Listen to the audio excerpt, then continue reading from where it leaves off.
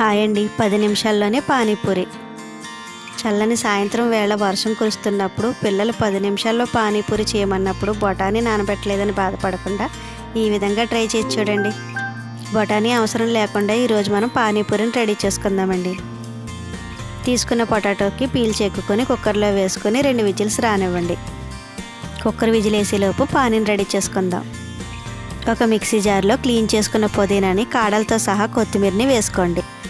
అల్లం, ఒక పచ్చిమిరకాయ, చింతపండు, కొద్దిగా వాటర్ని యాడ్ చేసుకుని మెత్తగా మిక్సీ పట్టుకోండి. ఇలా మిక్సీ పట్టుకున్న దీన్ని ఒక స్ట్రైనర్ పెట్టుకుని వడబోసుకోండి. ఇలా వడబోసుకున్న రసంలోని 1 లీటర్ వరకు వాటర్ని యాడ్ చేసుకుని బాగా కలుపుకోండి. 1 టేబుల్ స్పూన్ రసం పొడి, సాల్ట్ని యాడ్ చేసుకుంటే పానీ రెడీ. ఉడికించుకున్న పొటాటోని ఒక గిన్నెలోకి తీసుకొని మెత్తగా స్మాష్ చేసుకోండి.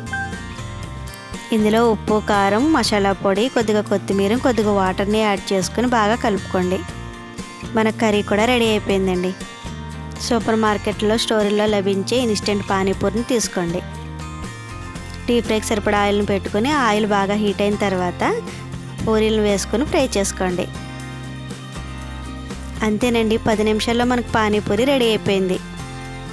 పిల్లలకు బయట కొని పెట్టే పని లేకుండా సింపుల్గా ఈ విధంగా ట్రై చేయండి. పిల్లలకు ఆల్ టైమ్ ఫేవరెట్ అయిన ఈ సింపుల్ స్నాక్స్ని 10 నిమిషాలు ఈజీగా రెడీ చేయండి.